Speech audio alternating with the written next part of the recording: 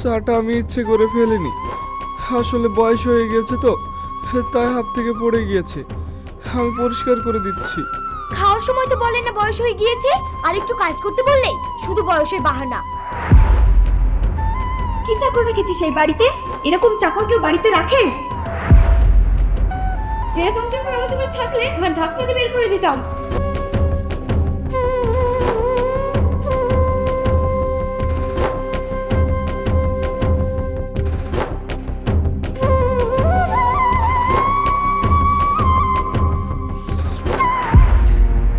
এ কি চা বানিয়েছো তুমি? এই চা কি কোনো মানুষে খায়? না আছে কোনো চিনি, না আছে কোনো স্বাদ। শোনো না, তোমার বাবা সবসময় আমাদের কিভাবে গরিব বানাবো সেই ভাবনায় থাকে। ঠিক বলেছো বৌদি, টাকা তো রোজগার করতে হচ্ছে না, কি করে বুঝবে সংসার চালানো কত জ্বালা। আমি আর ঘর বানিয়ে নিয়ে আসবো বাবা। ছি বাবা ছি, এখন যা দেখছি তোমাকে এই বাড়িতে থাকতে দেওয়াটা আমাদের বড় ভুল হয়ে গেছে। দেখো এখানে দাঁড়িয়ে দাঁড়িয়ে কিভাবে কান্না করছে, মানুষজনকে দেখাচ্ছে আমরা ওকে কতটা কষ্টে রাখি। জান জান, আমাদের খিদে পেয়েছে, আমাদের জন্য খাবার বানান। বর্ষা, তোদের বাড়ি আসতে গিয়ে না স্লিপ কেটে পড়ে গিয়ে আমার জুতোটা ছিঁড়ে গেছে। তোদের বাড়ির চাকরটাকে বল না আমার জুতোটা সেলাই করে নিতে। এই যে শুনছেন, আমার বান্ধবীর জুতোগুলো ছিঁড়ে গিয়েছে, আপনি বাজারে গিয়ে ওর জুতোগুলো সেলাই করে এনে দেন। বৌমা, আমি যাব। আমি যাব মানে? তাড়াতাড়ি যান, আর বাজারে গিয়ে বসে থাকবেন না জানো। জুতোটা সেলাই করে তাড়াতাড়ি চলে আসবেন, আমাদের খিদে পেয়েছে, এসে আবার রান্না করতে হবে। বৌমা, জুতোটা আমাকে দিতে বলো, আর তোমরা কোনো চিন্তা করো না, আমি জুতোটা সেলাই করে নেই তোমাদের খাবার বানিয়ে দেবো।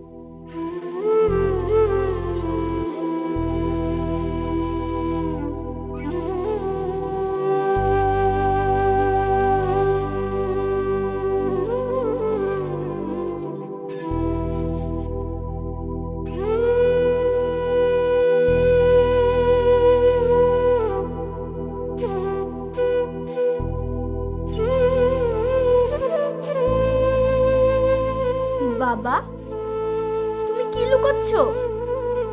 ও কিছু না মা। দেখি জুতো, তোমার হাতে জুতো কেন? ও বৌমার বান্ধবীরা আসতে গিয়ে জুতোটা ছিঁড়ে গিয়েছিল, তাই আমি নিজেই বললাম জুতোটা আমাকে দাও, আমি সেলাই করে এনে দিচ্ছি। ওরা দিতে চাইছিল না, তবু আমি জোর করে নিলাম। ওরা তো আমার নিজের মেয়ের মতোই বল। ও আচ্ছা, সে তো ভালো কথা। তোমার চোখে জল কেন? ও কিছু হয়নি রে মা, আসতে গিয়ে চোখে পোকা পড়েছিল, তাই চোখ দিয়ে জল আসছে। ও আচ্ছা। বাবা, আমি তোমার মেয়ে, আমি সব বুঝতে পারছি। আর ওদের সাহস কি করে হলো নিজের বাবার হাতে জুতো ধরিয়ে দেওয়ার? আর দাদারাই বা কেমন, ওদের সামনে তোমার হাতে জুতো ধরিয়ে দিল, আর ওরা দাঁড়িয়ে দাঁড়িয়ে দেখলো। বাবা চলো তুমি আমার সঙ্গে, আজ ওদেরকে আমি উচিত শিক্ষা দেব। মারে, আমি চাই না যে ওরা তোকে ছোট করে। তুই ওখানে যাস না মা, তুই ওখানে যাস না। হ্যালো জুতো, আর চুপচাপ ঘরে গিয়ে বসো, আমি কাজে যাচ্ছি। আর এই মাসের বেতনটা পেলে ঘর ভাড়া নেব, অন্তত চাকরির কাজটা তো তোমাকে করতে হবে না। যাও।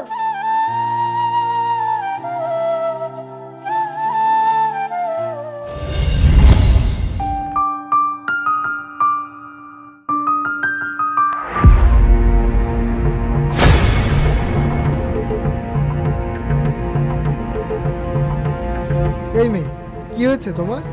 কিছু হয়নি স্যার, মাথা ঘুরছিল ওই জন্য পড়ে গিয়েছি। তোমার নাম কি, আর তোমার বাড়ি কোথায়? আর তোমার শরীরে তো অনেক জ্বর, এই জ্বর গায়ে তুমি রাস্তায় বেরিয়েছো কেন?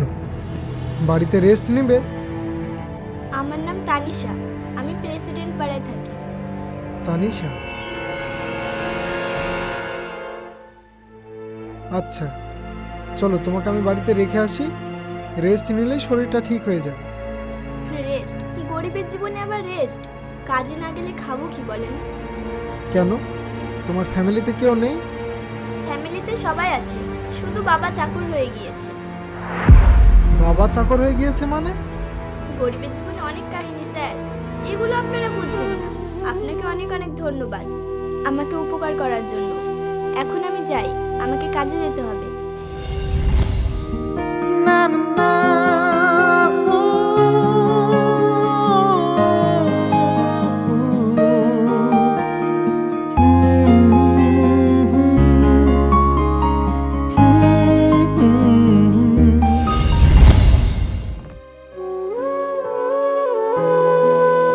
বাবা, বাবা, আমি তানিশার জন্য বিয়ে ঠিক করেছি। এটা তো খুব ভালো কথা রে বাবা। মেয়েটাকে নিয়ে আমিও খুব চিন্তায় ছিলাম। তার ছেলেটা কি করে? তোমার কি আমার উপর বিশ্বাস নেই? ছেলেটা ফুটপাতে চাকরি করে, রাস্তায় রাস্তায় বোতল পুড়ে বেড়ায়, কিন্তু ছেলেটা ভালো ইনকাম করে, তানিশার সঙ্গে খুব ভালো মানাবে। এটা কি বলছিস মেহফুজ? ওই ছেলের সঙ্গে আমার মেয়ের বিয়ে দেবো না। আরে বাবা রে, বিয়ে দিবে না? ওর মেয়েকে যেন আবার রাজপুত্র বিয়ে করতে আসবে নাকি? তাই বলে একটা রাস্তার ছেলের সঙ্গে? বাবা, রাস্তার ছেলে হলো তো কি হলো, ও তো একটা মানুষ। আর বড়লোক ঘরের ছেলে হলে তো বুঝতেই পারছো, নমুনা তো তোমার সামনেই কেমন হতে পারে।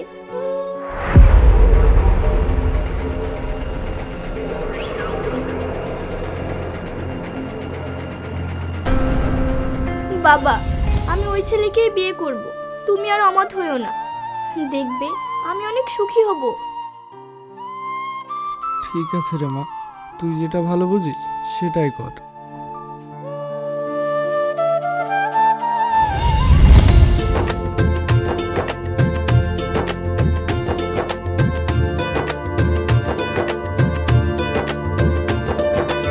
বাবা, বাবা, দেখো কাকে নিয়ে এসেছি। হাই বাবা, আমি তোরই অপেক্ষা করছিলাম। আমার ছেলের মুখ থেকে আমি যতটা শুনেছি, মাশাল্লাহ, তার থেকে অনেক সুন্দর আমার বৌমা। বাবু, ছোট বাবুর পছন্দ আছে বলতে হবে।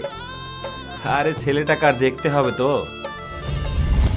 কি ব্যাপার মা, তোমার মন খারাপ কেন? উফ বাবা, ওর মন খারাপের পিছনে অনেক কারণ।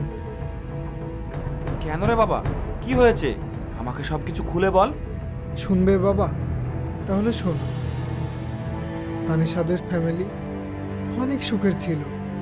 ওর বাবা, তানিশা আর তানিশার দুটো ভাই, সুন্দর একটা সংসার ছিল।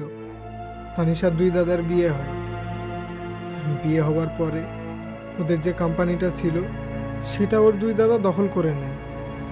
দখল করে নেওয়ার পরে তানিশার বাবাকে চাকর বানিয়ে দেয়। তখন থেকে তানিশাকে বাধ্য হয়ে লোকের কাছে দর্জির কাজ করতে হতো।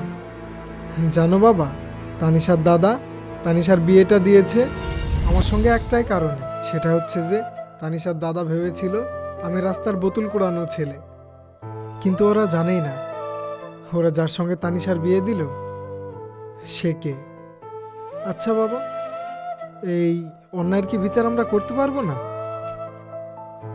আমি শুনেছি, তানিশা বলছিল আমাকে, তানিশাদের যে কোম্পানিটা আছে সেটা আমাদের সঙ্গে 20% পার্টনারশিপে আছে। তো আমি চাই তুমি এই বিষয়ে কিছু একটা করো। আচ্ছা বাবা, তোরা ঘরে যা, আমি বিষয়টা দেখছি। ঠিক আছে বাবা, এসো তানিশা।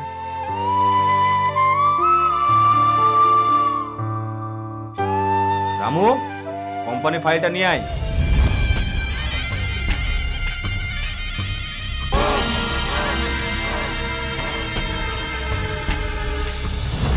এই নে, চল।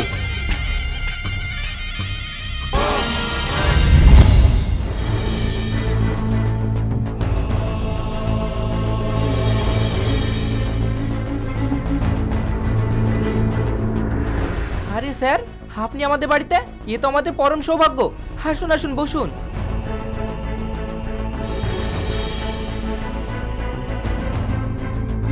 স্যার, তো হঠাৎ আমাদের বাড়ি কি মনে করে? আসতে হলো।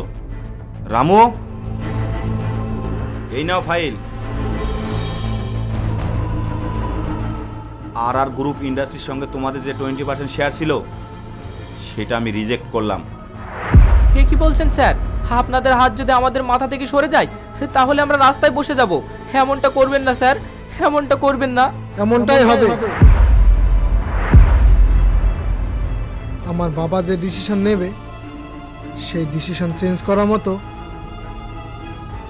কারোর ক্ষমতা নেই। আর মিস্টার মেহফুজ, সেদিন আপনি আমাকে রাস্তায় বোতল কুড়াতে দেখেছিলেন। কি ভেবেছিলেন আমি রাস্তার ভিখারি? সেদিন ওই মানুষগুলোকে আমি হেল্প করছিলাম, আর আপনি ভেবে নিলেন আমি রাস্তার ভিখারি। একটা কথা মনে রাখবেন, এই পুরো আর গ্রুপ ইন্ডাস্ট্রি আমার। আর একটা কথা মনে রাখবেন, এই আর গ্রুপ ইন্ডাস্ট্রি আজ থেকে 50% তানিশার। সো তানিশা তার ইন্ডাস্ট্রিতে কাকে রাখবে আর কাকে রাখবে না পুরোটাই তানিশার ব্যাপার। রোহান, একটু ওইদিকে চলো। রোহান, তুমি এসব কি বলছো? তুমি কি পাগল হয়ে গিয়েছো? তোমার কোম্পানির অর্ধেক শেয়ার আমাকে দেবে বলছো কেন? তানিশা দেখো, তুমি আমার বউ, তুমি আমার সারা জীবনের সঙ্গী। তো আমি আমার অর্ধেক মালিকানা তোমাকে দিলে এতে অসুবিধার কি আছে? এই নিয়ে তুমি কিছু মনে করো না, চলো। বোন, তুই আমাদেরকে এমনভাবে রাস্তায় নামিয়ে দিস না। আমাদের ভুল হয়ে গেছে, তুই এবারকার মতো আমাদের ক্ষমা করে দে। হ্যাঁ বোন, এবারকার মতন আমাদেরকে ক্ষমা করে দে।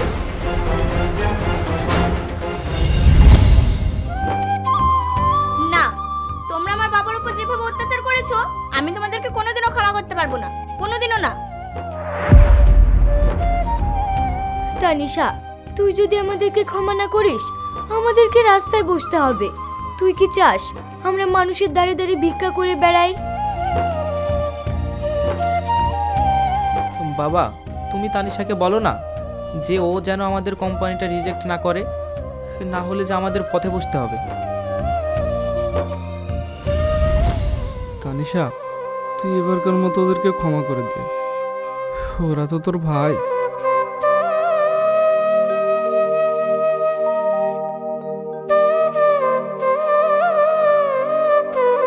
তানিশা মা, ওরা তো তোমারই ভাই, ওরা কষ্ট পেলে তোমারও কষ্ট হবে। তাই আমি বলছি ওদেরকে এবারকার মতন ক্ষমা করে দাও। তানিশা, বাবা যেটা বলছে সেটা মেনে নাও, ক্ষমা করে দাও ওদেরকে। চল মা, আমরা সবাই একসাথে মিলেমিশে থাকবো। হ্যাঁ রে বোন, তুই আমাকে এবারকার মতো ক্ষমা করে দে।